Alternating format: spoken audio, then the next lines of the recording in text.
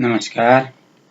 सम्पूर्ण YouTube channel हेरिरहनुभएका आदरणीय प्रियजनहरूमा हार्दिक नमन, अभिवादन छ।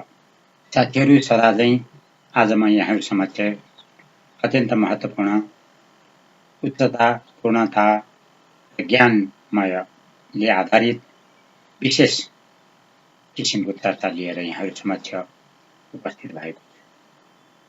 साथीहरू, हामीले जान्नुपर्ने, बुझ्नुपर्ने, विचार गर्नुपर्छ मध्ये यो मानव देह अथवा यो मानव शरीरको संरचना कसरी निर्माण भएको छ र यसभित्र के चिजहरू रहेका छन्। अन्त यो मानव देह अत्यन्त महत्त्वपूर्ण, उच्चता र हामीले बुझ्न नसक्ने, आज विज्ञानले पनि अनुसन्धान गरेर पत्ता लगाउन नसकेको र अध्यात्म शक्तिले पनि यसको खोज गर्दै जाँदा नेति भनेको अवस्था छ। तैपनि यो मानव देह विज्ञान र आध्यात्मिक चेतनाद्वारा पत्ता लागेको कुरा म यहाँहरू समक्ष भन्न गइरहेको छु। यो मानव संरचना कसरी निर्माण भएको छ भन्दाखेरि वास्तवमा मानव यो देहको मूलमा के छ त भन्दाखेरि ईश्वर नै हुनुहुन्छ अथवा परमात्मा नै हुनुहुन्छ। जीव परमात्माको अंश भनेर भनिएको छ अथवा अव्यक्त परमात्माको अव्यक्त कुनै रूप छ भने त्यो मानव शरीर अथवा मानव देह नै अथवा यो जीव शरीर नै हो। यो यसको मूलमा परमात्मा रहेको छ। यसलाई केले ढाकेको छ भन्दाखेरि जीव शरीरले ढाकेको छ। जीव शरीर कसरी निर्माण भएको छ भन्दाखेरि जब परमात्मामा इच्छा शक्ति, तृष्णा र वासना सुरु हुन्छ अथवा इच्छाको निर्माण हुन्छ, तब त्यसलाई परमात्मालाई पनि ढाकिन्छ अथवा त्यहाँ मैलको उत्पत्ति हुन्छ अथवा मल दोष निर्माण हुन्छ। त्यसलाई ढाकेको हुनाले त्यो ढाकेको अवस्थालाई नै के भनिन्छ भन्दाखेरि जीव शरीर भनिन्छ, जीवात्मा भनेर भनिन्छ। जीवात्मा नै परमात्मालाई ढाकेर राखेको छ। जीव भनेको माया पनि भनेर भनिएको छ, माया शक्ति पनि भनेर भनिएको छ। जीवलाई मायाले ढाकेको छ अथवा यो परमात्मालाई मायाले ढाकेको छ। र योभन्दा अगाडि के छ त भन्दाखेरि जीवात्मा भन्दा अगाडि कारण शरीर छ, कारण शरीरभन्दा अगाडि सूक्ष्म शरीर छ, सूक्ष्म शरीरभन्दा यता स्थूल शरीर। भन्नुको अर्थ स्थूल शरीर हामीले देखिएको अथवा यो के भने स्थूल देह जुन प्रत्यक्ष छ यसलाई स्थूल अथवा यो मोटो रूपमा लिइन्छ, यसलाई स्थूल देह भनिन्छ, देखिएको। र यो स्थूल देहभित्र सूक्ष्म देह छ अथवा सूक्ष्म शरीर छ जुन देखिँदैन। त्योभन्दा नि भित्र कारण शरीर छ, कारण शरीर भन्दा भित्र जीवात्मा छ, जीवात्मा भन्दा भित्र परमात्मा छ। यसरी एकले अर्कोलाई ढाकेर, जसरी प्याजको छिल्ला एकले अर्कोलाई ढाकेर प्याजलाई हामीले जति पल्टाउँदै गयो उतिभित्र अर्को हुन्छ, अर्को पत्र हुन्छ। त्यसै गरी यो पत्र भएर बसेको छ, पत्र भएर बसेको छ। अब यहाँ आउँछ कुरा के भनेदेखि अब यो 5 वटा शरीर हैन, स्थूलबाट सूक्ष्म हुँदै गएको जुन शरीरको कुरामा यहाँहरूलाई भनी, अब यो 5 वटा कुरा मध्येमा स्थूल देहको निर्माण कसरी भएको छ, यो स्थूल देह कसरी निर्माण भएको छ भन्दाखेरि जब हामीले श्रम गर्दछौँ संसारमा, श्रम गरेपछि अन्न प्राप्त हुन्छ। त्यो अन्न हामीले खाएपछि हाम्रो जीवनमा रस बन्दछ, रसले रक्त बन्दछ, रक्तले मासु बन्दछ, मासुले बोसो बन्छ, बोसोले हड्डी बन्छ, हड्डीले मज्जा बन्छ, मज्जाले वीर्य बन्छ, वीर्यले ओजबाट तेज। यसरी तेज शक्तिसम्म गएर हाम्रो शरीर निर्माण भएको छ। अब अन्नबाट रस, रसबाट रक्त, रक्तबाट मासु, मासुबाट बोसो, बोसोबाट हड्डी, हड्डीबाट मासी अथवा मज्जा, मज्जाबाट वीर्य बन्दछ। यो वीर्यसम्मको तत्त्वलाई के भनेर भनिन्छ भन्दाखेरि अष्टधातु भनेर भनिएको छ। यो साकार अवस्थामा छ अष्टधातु। यो अष्टधातु पनि अझ परिवर्तन सूक्ष्म भएर, सूक्ष्म भन्छ यसको भन्ने सूक्ष्म रूप वीर्य भनौँ न, अन्तिम रूप त वीर्य हो अष्टधातुको। त्यो वीर्यबाट नि त्यो अझ सूक्ष्म भएपछि त्यो ओजमा परिणत हुन्छ। जुन हाम्रो अनुहारमा तेजस्विता देखिन्छ नि त्यसैलाई ओज भनेर भनिन्छ। ओजबाट के भन्छ भने तेज शक्ति निस्किन्छ।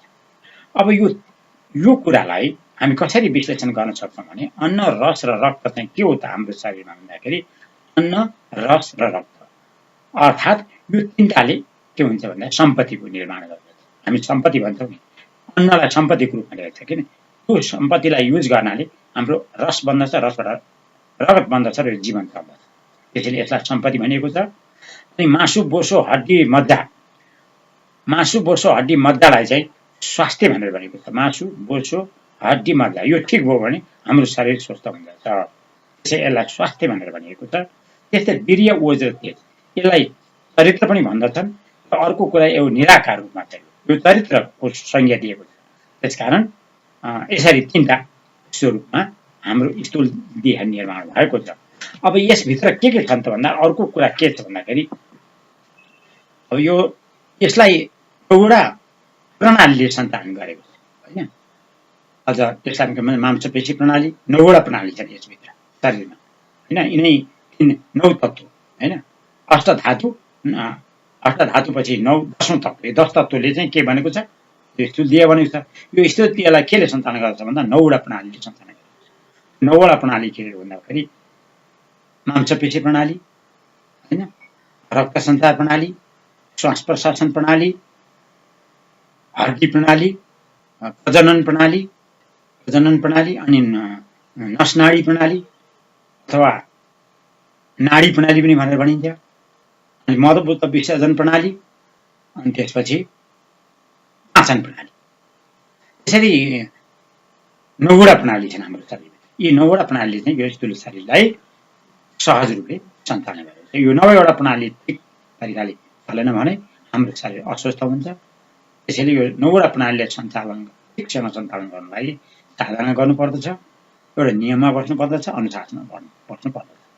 यो 9वटा प्रणालीमा के छ त भन्दाखेरि जब यो 9वटा प्रणालीमा एउटा इच्छा शक्ति छ होइन।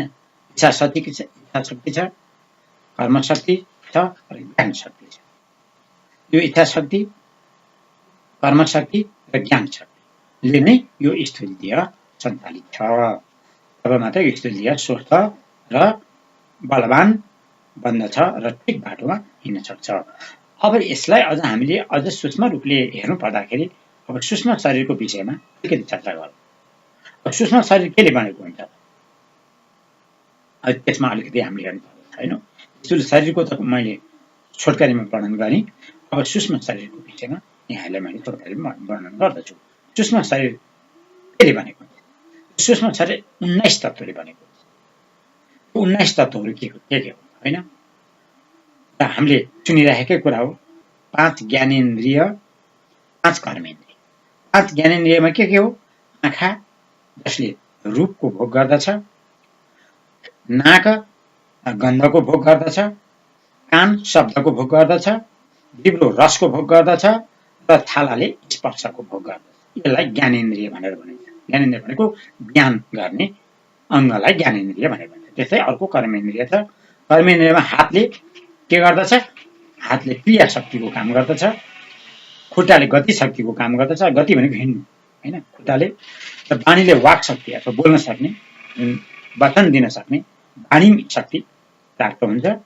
अर्को लिङ्गले प्रजनन शक्ति अथवा उत्पादन गर्दछ होइन, निर्माण गर्दछ, सृष्टिको काम गर्दछ। र गुद्दाहरूले के गर्दछ? मल विसर्जनको काम गर्दछ। यो गरी कति भयो त? 10वटा तत्त्व भयो होइन। 5 ज्ञानेन्द्रिय, 5 कर्मेन्द्रियले 10 तत्त्व भयो। अब त्यस्तै त्यसमा अर्को अन्तस्करण भन्ने छ। अन्तस्करण भनेको के हो? अन्तस्करण यी 5 ज्ञानेन्द्रिय र कर्मेन्द्रिय भन्दा अत्यन्त सूक्ष्म अन्तस्करण, जसलाई के भनिन्छ भन्दाखेरि यी अन्तस्करणहरू 4वटा छन्। मन, बुद्धि, चित्त र अहङ्कार। यी 4वटा अन्तस्करण हुन्। तर यो एउटै कुरा हो, तर यसको कर्म, यसको व्यवहार र यसको सोच, यसको कर्म अनुसार अथवा यसले देखाउने अनुसार चाहिँ यसलाई 4 भागमा विभाजन गरेको छ। एउटै कुरा हो र यसलाई 4 भागमा विभाजन गरेको छ अन्तस्करण होइन। मन संकल्प र विकल्प जसले गर्दछ त्यसलाई मन भनेर भनिन्छ होइन। संकल्प अथवा विकल्प भयो भने त्यसलाई मन भनेर भनिन्छ। अर्को चाहिँ बुद्धि। बुद्धि के हो त भने तर्क वितर्क गर्ने, तर्क शक्ति, निर्णय दिने होइन। बुद्धि निर्णय दिने शक्तिको होइन। त्यसै अर्को चित्त के हो? भाव हो। चित्त भने भाव होइन। सुख दुःखको भाग, दुःखको भाग यो ठिक भाग त्यो बेठिक भाग भनिन्छ नि, सुख दुःखको जुन भाव आउँछ नि, विचार भन्दा नि अझ सूक्ष्म भाव छ नि, त्यसलाई के भनिन्छ भने चित्त भनेर भनिन्छ। त्यस्तै अहङ्कार, म र मेरो भन्ने भाव, म र मेरो भन्ने, म नै ठिक हो, मै ठिक हुँ भन्ने भावलाई के भन्छ भने अहङ्कार भन्दछन्। अब त्यस्तै अर्को 5 प्राण, 14 भयो, 5 कर्मेन्द्रिय, 5 ज्ञानेन्द्रिय, 4 अन्तस्करणले 14 भयो। अब 5 प्राण के हो भन्दाखेरि 5 प्राणहरूको प्राण, पहिला प्राण हामीले लिने जुन श्वास छ त्यसलाई प्राण भनिन्छ। त्यस्तै अर्को अपान, अनि व्यान, अनि समान र उदान, यी 5 छन्। 14 र 5ले 19 तत्त्वको सूक्ष्म शरीर निर्माण भएको हुन्छ होइन। अब यो प्राण भनेको के हो त? हाम्रो शरीरमा प्राण कहाँ बस्दछ? प्राण हामीले लिएको प्राण हृदयमा बस्दछ। त्यो प्राण कहाँ बस्दछ? हृदय, प्राण भन्ने तत्त्व हृदयमा बस्दछ। अब अपान कहाँ बस्दछ भन्दाखेरि नाभिभन्दा तल बस्दछ, जसलाई हामी कुण्डलिनीको मूलाधार भन्छौँ। मूलाधार चक्रमा कहाँ के बस्दछ भन्दा अपान प्राण बस्दछ। त्यस्तै समान प्राण कहाँ बस्दछ? नाभिमा बस्दछ होइन, जुन अग्नि तत्त्वको क्षेत्र छ त्यहाँ चाहिँ समान प्राण बस्दछ। त्यस्तै उदान प्राण कहाँ बस्दछ भन्दाखेरि त्यो चाहिँ हाम्रो कण्ठमा बस्दछ। जुन हामी स्वप्न देख्न हिँड्छौँ, स्वप्नमा विचरण गर्छौँ, त्यो उदान प्राणले विचरण गर्ने। त्यस्तै व्यान प्राण कहाँ बस्दछ? हाम्रो शरीरभरि बस्दछ। व्यान प्राण चाहिँ शरीरभरि रगत सँगसँगै त्यो व्यान प्राण घुम्दछ र हाम्रो जीवनलाई रक्षा गरिरहेको हुन्छ। यसरी 5 प्राण गरेर 19 तत्त्वले यो सूक्ष्म शरीर बनेको हुन्छ। अब सूक्ष्म शरीर त्यो के अरे सूक्ष्म शरीरलाई पनि सूक्ष्म शरीरभन्दा पर अर्को कारण शरीर छ। त्यो कारण शरीरको विषयमा चाहिँ म अर्को अध्यायमा यहाँलाई म भन्नेछु। आजलाई यति नै। यो 3वटा होइन, 3वटा होइन, 2टा, पहिलो देह, दोस्रो सूक्ष्म देह, 2टा देहलाई केले सञ्चालन गरेको, यसभित्र के चिज छ भनेर मैले अघि भनिसकेँ। 9वटा प्रणाली छन् होइन, 3 गुण छ यसमा। गुण के हो त भन्दाखेरि अहिले गुणको विषयमा म छोटकरीमा भन्छु। गुण के हो त भन्दाखेरि सत्व गुण छ यसभित्र, तमो गुण छ र रजोगुण।